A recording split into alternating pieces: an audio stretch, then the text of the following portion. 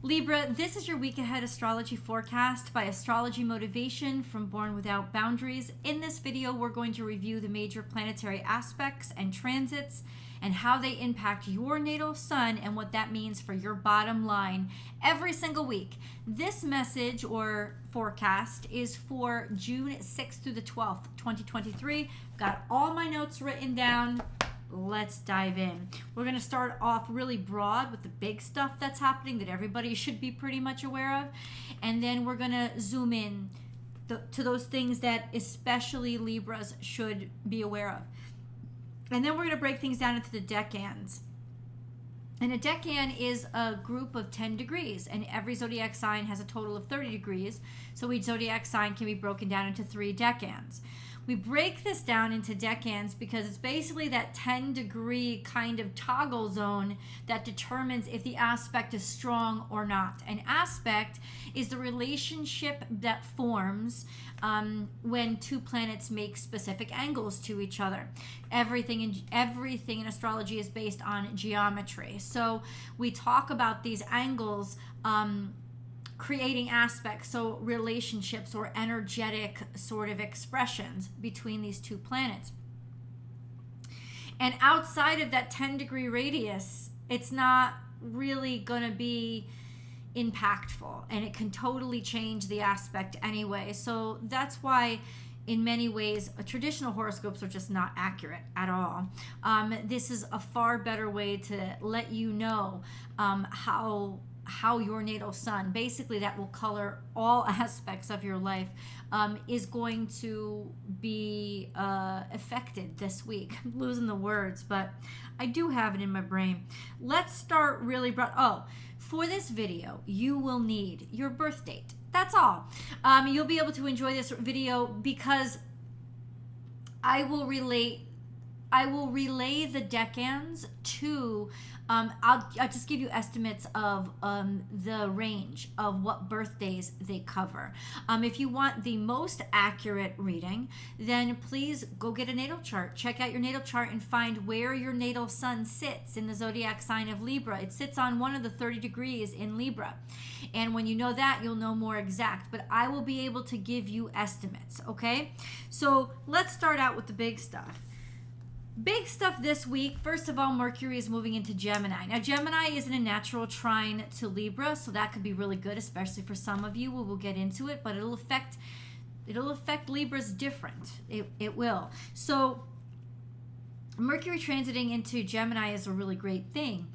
Why? Why? Because Mercury is at home in Gemini. It's one of its domiciles. It is the air sign. It is communication. It is learning. It is education. It is thought. It is thinking deeply and being playful and making friends and being friendly. So Mercury is really diving into a place where it can disseminate a lot of information. And if you remember last week, it just got out of that curious conjunction with Uranus. And Mercury is trying to Pluto when it does this, when it transits into Gemini. So there's going to be some distribution of hidden information, hidden stuff, maybe even talking or gossiping. But considering another major aspect this week is that Pluto is in opposition to Venus for almost the whole week. There could be some stuff going on when it comes to our financial systems, who is value in general. It doesn't necessarily have to be bad stuff, but considering Venus is opposite Pluto and square to Jupiter all week, this puts her at a really in a really difficult position. An over-exaggerated, moving too quickly, wanting too much, expecting too much, thinking too much, maybe spending too much, overindulgent kind of energy that could change things. Now, for some, it could be some really good news, but it is going to be dynamic, and it's going to create permanent change with that opposition to Pluto. So, something to be aware of. The square between Jupiter and Pluto has dropped. It is no longer, which is actually good. It doesn't exaggerate things as much, but I still think this is a highly active week. So let's get into those things that you should be focused on as a Libra. We'll talk about Venus. Venus is your ruling dignitary, so wherever she is, you should really know what's impacting her, because ultimately it will impact the sort of broad strokes, the mentality, even emotionally it will impact you. So know where she is. This week she's moving between 1 and 6 degrees Leo. Leo, we talked a little bit about with Venus. It's not the easiest energy. It wants to be seen. It's very glamorous. It's very, very overt and confident. It's very loving and romantic. It's extremely romantic and loyal, but she demands attention all the time, and she doesn't really feel loved if she isn't giving it. If she isn't getting it, and she likes to give it a lot too. So this could be a time for over exaggeration. It could be a time for shallowness. It could be a time for overspending, but it could also be an excellent time for romance and feeling confident about yourself and being seen. If it was just Venus in Leo, it wouldn't be that big of a deal to me. It would be great, but the fact that she's in opposition to Pluto and square to Jupiter just makes it over the frickin' top excessive. Just an FYI. So especially with those financials, we should really watch what we're spending. It's going to be difficult though. She is going to be square to Jupiter all week, and through Friday the 9th, she's going to be trine to Neptune, and that kind of bugs me a little bit too, because trine to Neptune is such a romantic energy. It's so flowery, it's so elegant, it's graceful, it's very creative energy, it's very songstress, temptress, kind of the call of the siren. It's very, very whimsical and romantic, but that could also play into the mind not being as clear and overspending, over exaggerating, over dramatizing. Just an FYI. Let's break it down into the decans. So if your natal sun is located between 0 and 9 degrees Libra, you are a Libra 1 or a decan 1. That translates roughly into September Libras. So I would say anytime between the 22nd and the 30th. I think September's maybe, yeah, the 30th of September, maybe some years up through the 1st of October. That would be you. It would be you guys. It would be the Virgo cuspers in the first 10 days of Virgo season. So you guys have a long-term trine to Pluto. If you are at the Virgo cusps, you'll still have this. Now, I forgot to say this. Another big thing that's impacting everybody. Pluto is going to be retrograding back into Capricorn. He's not changing actually position that much, but he's changing signs. And because he's trying to Mercury when he does it, this could be the delivery system of some really shady stuff that's been happening when you go back into Capricorn, which rules business and industry. So that's going to be really interesting. But you guys, especially if you're at the cusp, will still be trine to Pluto, which means these changes, this is a metamorphic kind of period for you where you're expanding and growing and your chrysalis is breaking open so you can spread your wings. So definitely some dynamic changes for you guys, but it should render harmonious results over the next couple of years. This week, you are sextile, your natal suns are sextile to Venus and trine to Mercury. If you're at the Virgo cusp, you will be trine to Mercury all week long. But for those of you who are not at the Virgo cusp, you're a little bit later in. When Mercury transits into Gemini on the 11th, you'll start to feel it more powerfully.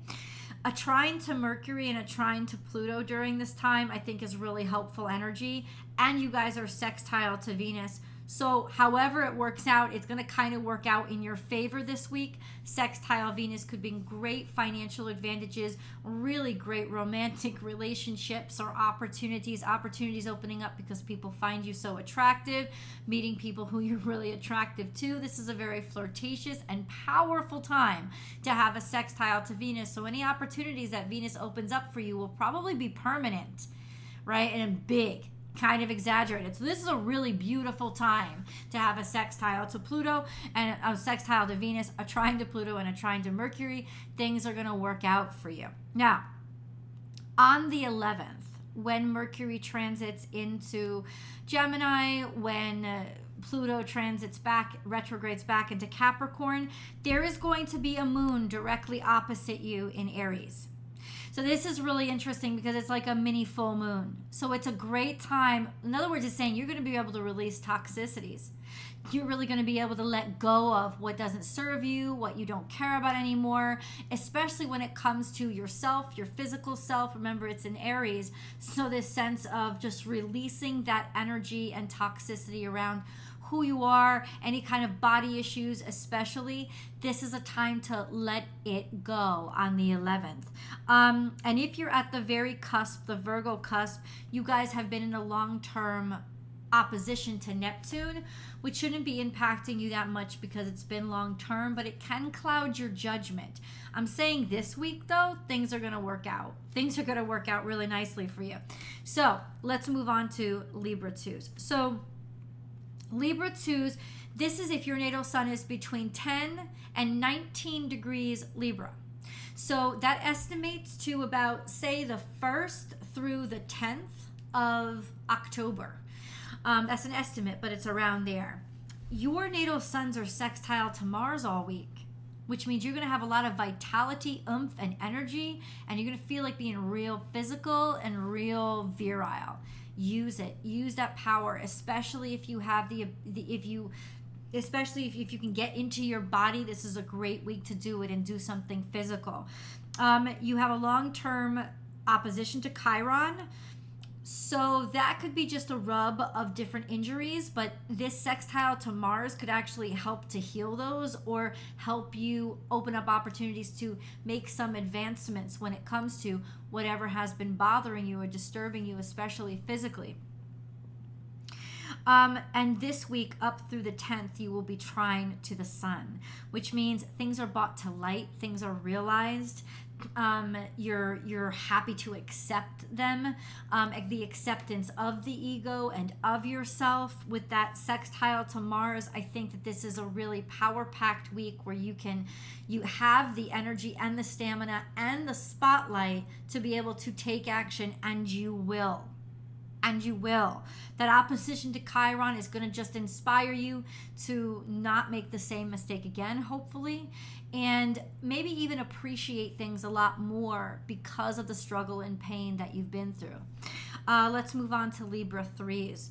Libra 3s. Your natal suns are between 20 and 29 degrees Libra. In birth dates, this translates to about the 11th through the 21st, in and around those dates. So you have a long-term quincunx to Uranus, quincunx to Neptune. This is just sort of frustrated energy, but it's long-term energy. Curveballs could be coming at you that you didn't expect because you weren't looking in the right direction. You got distracted. That's pretty much it. But this week, there's also a quincunx to Mercury, which means that it's almost like it's going to be hard for you to find the words, hard for you to find the language. I don't necessarily mean it's bad news, but it's maybe too much news coming too fast, too quickly that you have to deal with. Lots of communications and lots of things that you will be learning that won't let you be, right? It won't let you stay still. Could also have quasi-Mercury retrograde effects, just with mixed communications and frustrating things happening. You have a long-term square to Pluto. This week you are also square to Venus. This is dynamic, challenging energy because it challenges your ego a great deal, and it's forcing you maybe to change how you feel about things. This could be challenges in your relationship or challenges with your finance that are just going to be a real pain in the you-know-what and create a lot of challenges this week. This is not a good week to change your hair. That's not a great week for dating. It's not a great week for romance.